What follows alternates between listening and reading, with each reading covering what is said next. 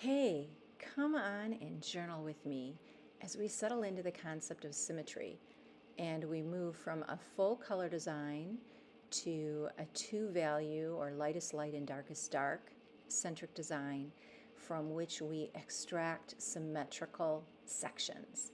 It's going to be a blast, so grab your materials and settle in to journal with me. So what exactly is it that we are creating? Well, we are going to create a drawing and then use a tracing technique to replicate or repeat sections of that drawing, thus assembling or building an entirely new image. So what you are looking at is the end product from this journaling class.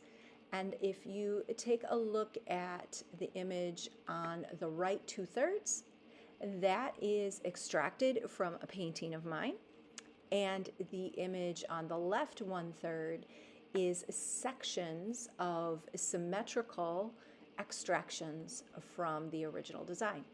I'm going to walk you through the technique involved or utilized in translating a full color image into a two-value design, and then I'm going to show you how to create the symmetrical sections. All right, so let's get started. First, you're going to want to gather some materials.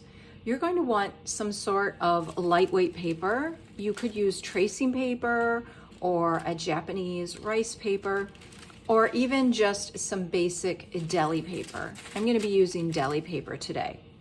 You're going to want to have your image that you're going to be working from stripped down to black and white. And I'll show you how to do that next. But you're going to want to print out of that in the size that you want to work in. You're going to want some sort of drawing tool. I have a couple of colored pencils here. These are darker valued pencils, and you're going to want to use a dark value, something mid to dark range, in order for it to show up on the paper. So a choice like yellow or a pale pink or pale green is really not recommended for this activity because you're just not going to get the contrast that you want for your drawing. You're going to want a pencil sharpener as well, perhaps a pair of scissors. I am going to use a brayer for gluing my piece down ultimately. You don't have to do that, this is optional. And if you don't have a brayer, you can always use a really soft, wide paintbrush. And you're gonna want some sort of adhesive. I am using, actually, this is what I am using, and this is acrylic product. It's fluid matte medium. I like the matte because it's gonna allow me to go in and make marks over top of the surface once I've glued it down. If that is not something you're concerned with, you could use any type of adhesive. You could use a gel medium, Mod Podge, Elmer's glue. It really is the sky's the limit, but you are gonna want to have a liquid, loose glue because your paper is really fragile. So you're not gonna want a paste or a glue stick. All right, oh, and you're also going to need your journal or a piece of paper for you to adhere your work to if you are taking that last step. And if you have a light table, that will make your job a little bit easier, or you could choose to work on a window during daylight hours. All right, let's talk about how we're going to get your reference image to the proper format in order to best facilitate the tracing option. Here I have an image of one of my paintings titled Snowshoe, and you're looking at it on my iPad inside an app called Notonizer. And Notonizer is no, and then the word tan, T-A-N, like the color, and I, Z as in Z, E, R as in red. And Notonizer is an app that I use a lot in my studio practice. It helps me to see values, and it enables me to reduce my designs to black and white or a certain level or number of value steps. And that helps me to refine the design aspect of what I'm working on. But what it also does is it's basically going to let me convert this image into an easy to trace or easy to replicate design using my light table. So I'm in Notanizer and I have imported the photo here, and this is the color version. I can hit this button here, the black and white. You can see that it converts the image to black and white. Because I have a lot of soft edges and this is a pretty tonal painting to begin with, there isn't a whole lot of contrast in it. What I really want to do is push it to black and white, and or push it to the extreme, to my darkest dark and my lightest light. And I can do that here with the Notan button. And you'll notice that there's a slide down at the bottom, and I can slide this. I can increase my darkness with the slide, or I can decrease the darkness and increase the lightness. And I can move the slide back and forth as I figure out the best sort of level or balance of light to dark that gives me the image that I want to work with. Now, in this case, I'm not really getting a whole lot of, I really love, I love this section, and I feel like it's all washed out. So what I'm gonna do is I'm gonna go to a 3 level instead of a 4, or instead of the 2 level, which is the Notan. I'm gonna go to a 3 level design, and I'm gonna play with this a little bit until I find something or balance that I really like. Now, I'm going to be tracing or following all of the edges here in this design with my line work, with the pencils. So play with your design and see if you can find a balance that you find pleasing. If you are going to work with my design, I have included a link to this particular image along with this video, so you are welcome or invited to work from Snowshoe if you'd like. And then once you get this balance of lights and darks correct, and you feel like you're really strongly, you feel very strongly that this is what you're going to work with, what you want to do is save your image, or you could go directly to print if that's an option for you. And what you're going to do or end up with is a printed version of the image that has been converted. This one has been converted to 3 values. There's a mid value, which is a little difficult to see on the video, but you can see there's a value jump here around the perimeter. And then I have some darks here, and I have my lightest lights. And this is what I'm going to use to trace from and begin to create the pattern for my journal page. Now I'm working with a piece of deli paper. This is just a wax paper, and one side of it is really shiny, one side is waxed, one side is not. So you want to work on the non-waxed side. This is the side that's going to accept pencil marks, this side and not so much. So you want to position your deli paper down and flatten it out. There's a crease here. It does not matter that that crease is there in any regard. But what I want to do is I want to line my paper up so that it sort of matches this corner. Actually, I'm gonna take it out a tiny bit further. I want it to match this corner of the paper. Now I can trace this as is without securing it in any way. You could choose to use a little piece of masking tape if you'd like to lock your original print down in place and secure your tracing paper over top of that. That's fine to do, but don't jump into securing it quite yet. You want to align it. Well, actually, you know what? Let's do that. So we'll add masking tape as another necessary tool. So I'm going to put just little pieces on the two corners here. I don't want to cover my design, so be careful about the placement of your tape. But I am only going to tape down this edge for now, because the symmetry or the extension of my pattern is going to extend over here. I'm going to initially trace this, and then I'm going to use what I've drawn here to create marks on the other side. So what I want to do is give myself a boundary line here by folding my deli paper right at that edge. Now I am choosing to use the full design of Snowshoe, so that I'm using this boundary edge. However, if you want to only use your piece up to, say, this image, then part of the image, then you would choose to create this fold right there on that image. Or you want your fold to fall. You want your fold to fall where you want that edge to lie. All right?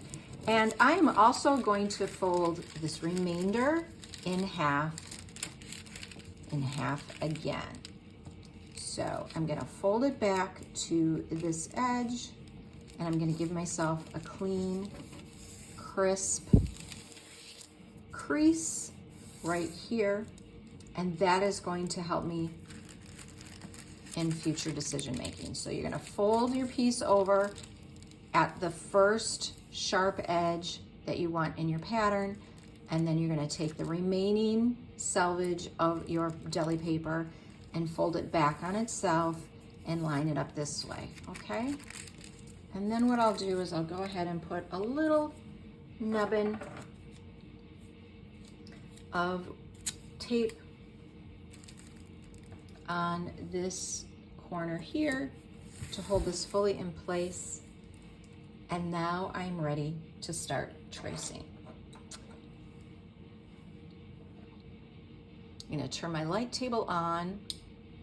And again, if you do not have a light table, this is a project that you can do. You could tape your print or your reference on a glass window during daylight hours, and you can affix your tracing surface right over top of it, and then you can use the daylight streaming through the glass as a means to trace or transfer this design onto the paper.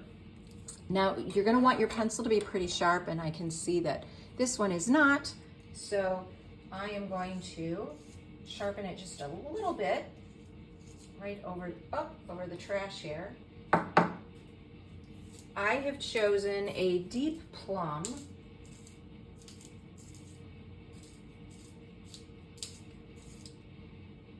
A really deep plum, and I think it's going to be a beautiful color for this design. And now I'm just going to start to trace. Now, one of the things that you get to decide is if you want to fill your darkest darks, if you want to fill them with your pencil here, or if you just want to leave them as a traced or outlined shape. You can also decide or do some editing as you work. Like right now I'm tracing some of this mid-value.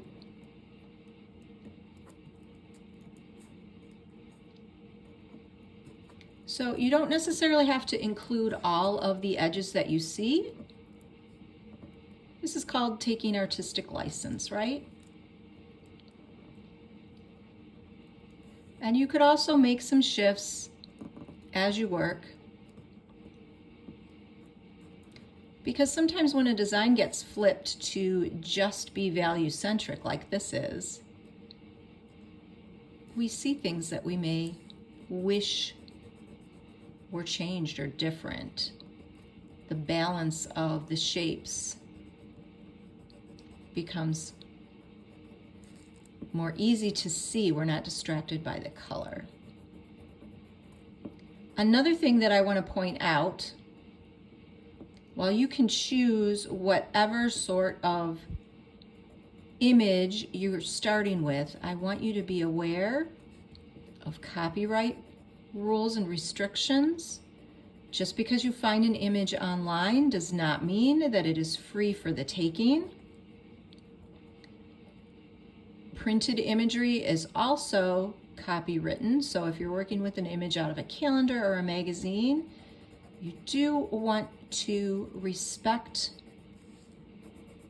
the copyright on that. And what that means by respecting copyright, it means that essentially you cannot sell or market or put online or even exhibit. If you're an exhibiting artist, you cannot exhibit that work or sell it or benefit from it in any way financially. You can, however, copy images if you are using them as a learning tool or for personal use. And since we are working in this instance in our journals, they're not something we will ever sell or exhibit or even post online. So it is okay to use somebody else's image in this particular instance. And I am giving you permission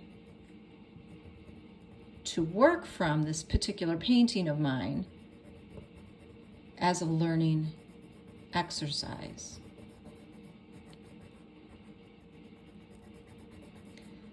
So you're going to continue to work your way across your image. I am right-handed, so I am working from the left side to the right. That means that my hand won't drag across the pencil lines and potentially smear them. I'm going to get a nice clean, crisp line across the surface of my paper here. And tracing paper is so, deli paper itself, tracing paper, it's very fragile and it tends to move a little bit. So even though I have it taped down, I am realizing that having my non-dominant hand here, sort of keeping the paper stable, is going to be beneficial to the sorts of marks that I can make.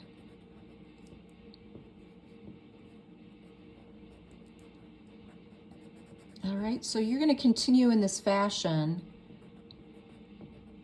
until you have transferred the entirety of your design onto the tracing paper. Okay, when you feel like you have traced the entirety of the design, it's time to take a peek at what you have and see if it is satisfactory. So I'm going to switch my light table off, and that's going to enable me to better see what I have drawn on this paper versus what is underneath. And if you are working on a window, you can tape you could tape additional paper to the back side of the glass and help block that off, or you could take your whole piece down and study it yourself. And I can see that I have a couple of sections where I have missed some of the important details. I really love this little bit of leaf here, and I don't think I adequately outlined that.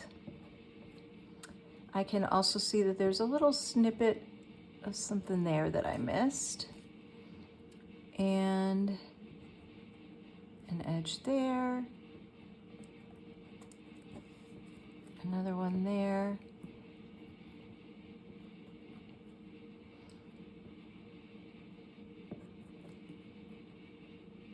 So just looking for minute details that are going to help make the piece look more engaging when it's no longer placed or related to the printout from underneath. You'll also notice that I chose not to outline the perimeter of the piece. I did put a line right here, edge right here. I kind of wish I hadn't, but I like the effect that happens when our brain kind of fills that space in. And so I have chosen to leave that empty. Now what I'm going to do is, because I feel like I have adequately gotten all the information that I need from this under piece, I'm going to actually very carefully remove this tape and take my drawing off of the resource or the reference here. And I'm going to look at it by itself. So the next key piece is looking at this design and seeing if it is pleasing. Does it need anything else? So, you know, if there is an area where I feel the line work isn't quite adequate, I could reinforce that. If there are areas that I feel aren't quite dark enough, I can go in.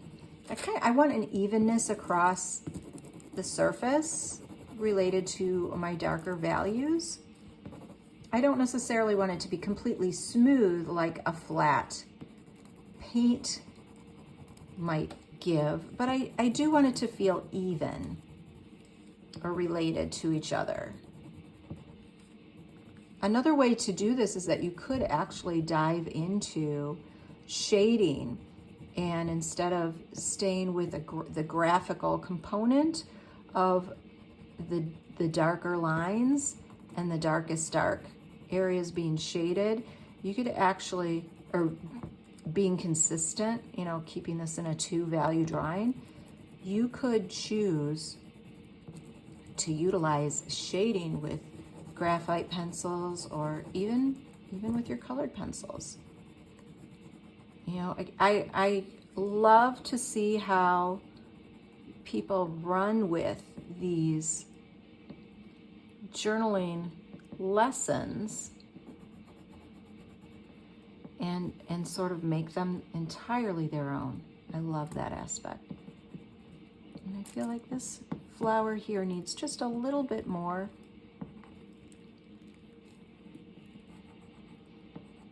of a edge to her. So let's do that. And I'm not even looking at my resource, although you absolutely could if you wanted to. I'm just responding to what I see here on the page. Because ultimately, this is going to sit on its own. So we want to make it as strong as possible. It does not have to continue to look exactly like where we started. I'm going to add a stem line here.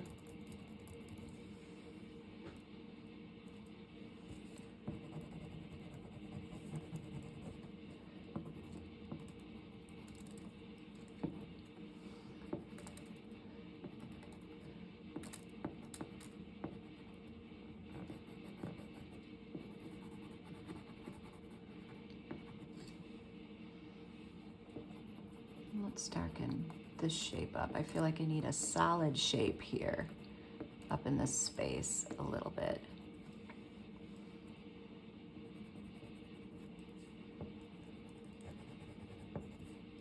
And, you know, if you feel like you need to simplify and get rid of some of the noise or all these busy value jumps, you can absolutely take that step as well. Remember that you are the artist here. So you are totally in control of what you choose to put down on your page. This is also a nice time to pay attention to your line quality and see or ask yourself if you have different line thicknesses. There's some really interesting line variants over here that reward the viewer. I feel like I want to enclose this flower a little bit more too. So let's make this edge a little darker. And let's give it sort of a stem going in and a connector to that shape there. All right, so I'm satisfied with the drawing or how it looks right now.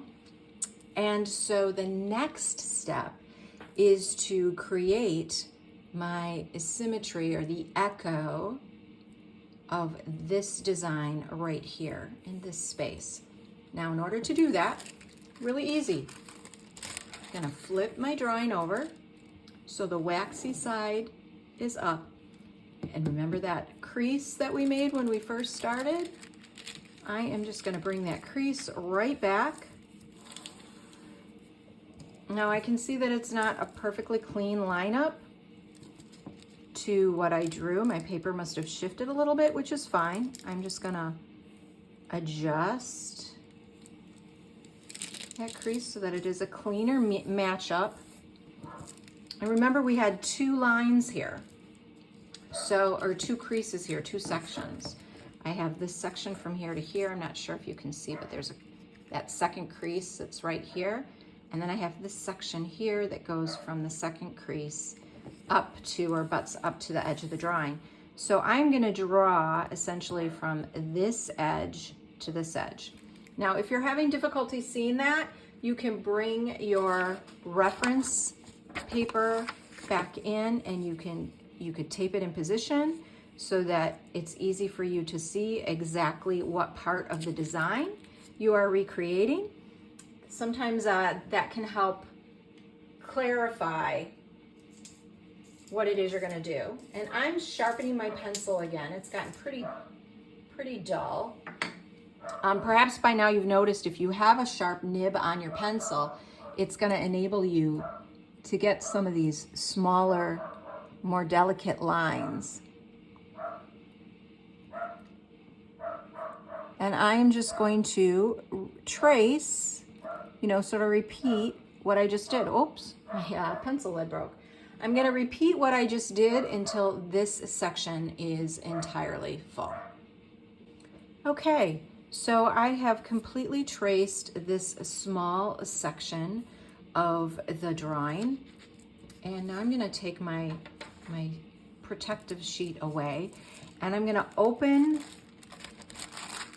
up my, let me clean this off here a little bit. I'm gonna open up my drawing. I wanna make sure that my surface is dry. I clean that off because we're looking for clarity in how the lines match up, and that debris on the bottom or underneath could impact the way the design was reading. So I didn't get my marks completely equal. So what I'm gonna do here is I'm gonna fill some of that space in. I actually kind of like this white stem that's coming up across the fold. It plays off nicely against that line up there that I wished I hadn't made. So I'm gonna leave that. This is me taking artistic license. And the other thing that I'm gonna do is I'm gonna double check for symmetry and also for evenness or consistency of value. So I feel like this side needs to be a little bit darker. So I'm gonna darken it up a little bit. So you're just gonna refine and finesse your drawing so that it looks like it was a single continual image across your paper. And there may be some slight differences from one side to the other. That is completely okay. We're not trying to be perfect here.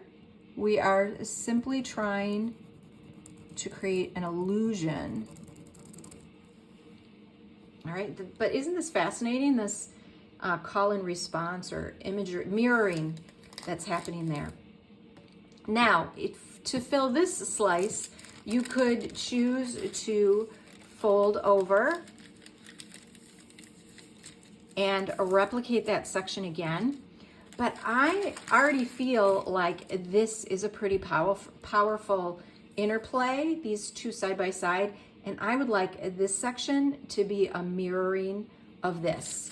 So what I'm going to do is turn my paper over because I want to be drawing on the non-waxed side, and I'm going to fold over and I'm going to align my edge of the wax paper. And my wax paper isn't cut perfectly evenly, so I'm going to do the best that I can.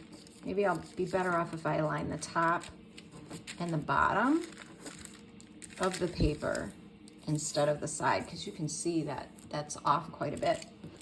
And now what I'm going to do is draw from this inner edge to the extremity or the far left edge of the paper. And because my hand in this instance has to go over this paper, I am going to pull this resource photo back and I'm going to put it right here. And what that's going to do is it's going to keep the oils from my hand or the pressure of my hand from rubbing into that product, that pencil, and smearing those beautiful lines that we've created. And now I'm just going to continue this sort of tracing response in this one section.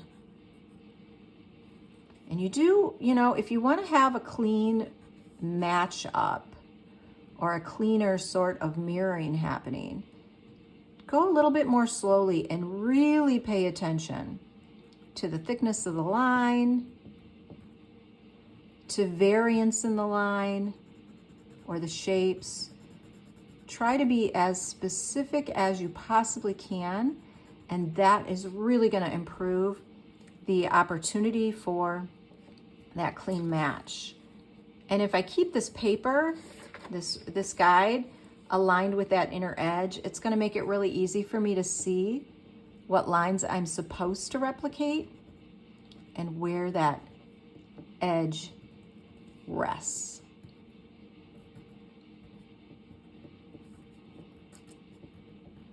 And again, using my non-dominant hand to help anchor or keep this bit of paper in place for this last step.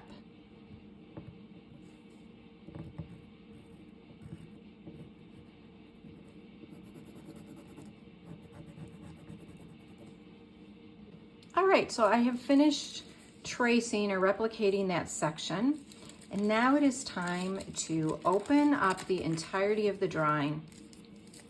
And again, repeat that call and response. Does this feel like the other drawing? And I feel like I did not get this lower edge dark enough or thick enough. So I'm going to go in and I'm going to touch that, and I'm going to touch this edge. Feels a little bit strong,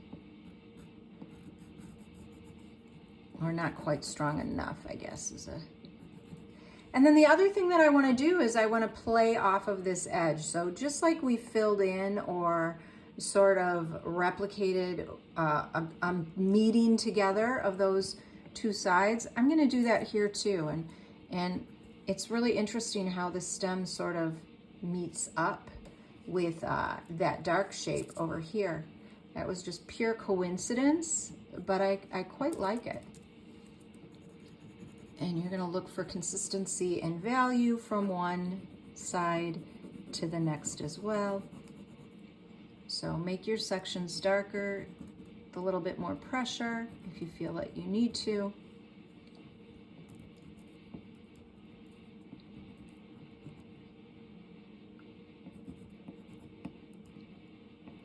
All right, so This is a point where if you are not going to glue your piece down, you can consider yourself done. Otherwise, if you're ready to glue, what you're gonna need is your substrate that you're gonna glue to and the medium or the product that you're gluing with. Okay, so typically I work in my art journal, but this is a particular project that I want to try on a loose piece of paper because I feel like it has merit, or maybe something that I'd like to continue to work on. I'm really fascinated with the symmetry and the echoing that's happening. So I have a piece of watercolor paper. This is hot press watercolor paper.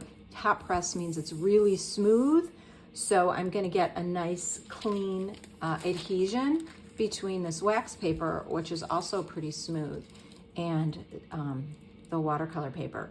So I wanna figure out positioning where I want this image to go on the page. I could snug it up to an edge. Here, how about if I center this in the screen?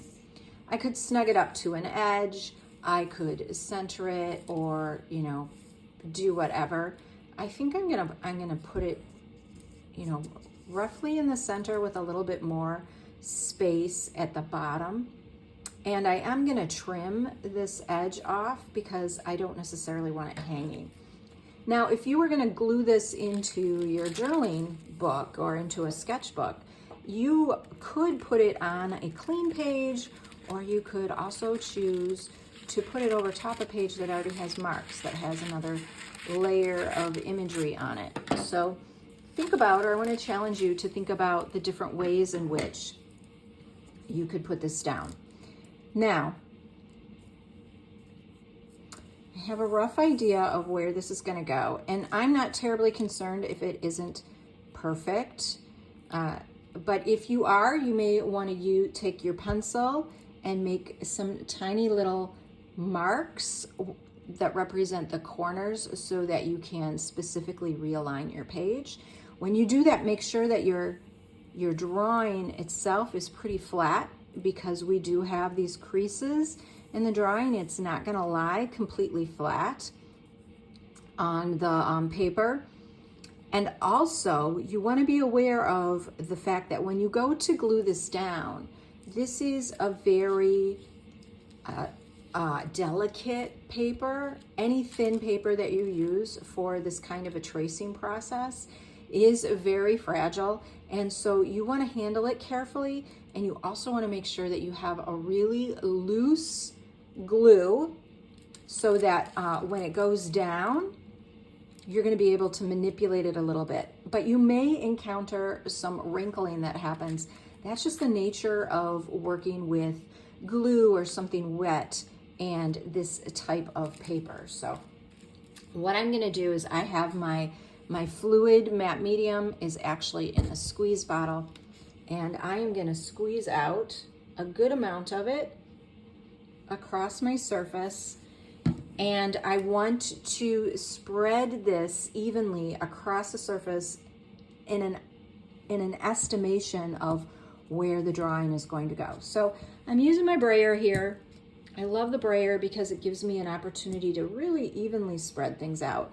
You can see that I have a little hair there. So I'm going to pull that hair out. Oh, and there's another one. One of the side effects of having studio critters is that sometimes their hair gets into these kinds of coats. Now, I do have a little mark here. It looks like it was a piece of lead from the drawing. I have a couple of them on the paper. I'm not going to worry about that at all. So I've evenly covered my page with that medium, and now I have slight tension in the middle of my tracing. Slight tension just so that I can get the center of it down flat. Once it gets close to that wet surface, it's going to cling or jump to it. So I have this down, And now I'm going to use the brayer again. And I am going to go over top and flatten this. Now, depending on how much product is on your drawing, your brayer or your paintbrush may pick up some of that lead. And it creates sort of a ghosting or a fogging effect. There's a little bit of smudge that's happening.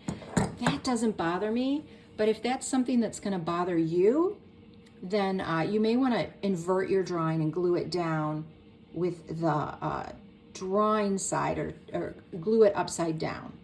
This edge just doesn't have enough product, so I'm going to lift it a tiny bit. This is one of the reasons why I love my squirt bottle here. And I can see the same thing is happening over here.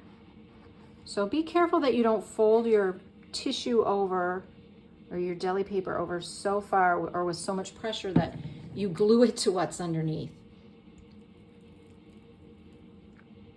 And you can see that if you were to use a paintbrush for this stage, that you want to use a large one and you want to use a really delicate pressure, because once that paper gets wet, it becomes even more fragile. You don't want it to tear. One of the nice things about the brayer is that it also allows you to work out any ear bubbles that you might have, whereas a paintbrush, not so much. So there you have it. This lovely little symmetrical rabbit is now ready to stand on her own, or she can get some additional marks made to her. Thank you so much for journaling with me today, and I can't wait to hear about and see what you create as a result of this particular technique. Happy journaling. So here is a closer look at the finished design. Some of the things that I particularly appreciate are the way the left side of the piece butts up to the original full design, which encompasses 2/3 of the right side of the painting. I love that line that stretches up vertically through the design. I really love how the piece seems bracketed or hugged by that loose flower that sits at both the left and the right hand edge of the piece. And that little bit of symmetry that's off center is just so thrilling to me. So I want to challenge you to explore this technique and see how many other ways you could find to modify a design, whether you're using a vertical enhancements or vertical symmetrical slices or horizontal ones. You could also even use diagonals, circular insets, really explore the options. And don't be afraid to take this technique to your own artwork. Take one of your favorite paintings that you've created, strip it into a 2-value design, and push it some more. And see what you can learn in the process.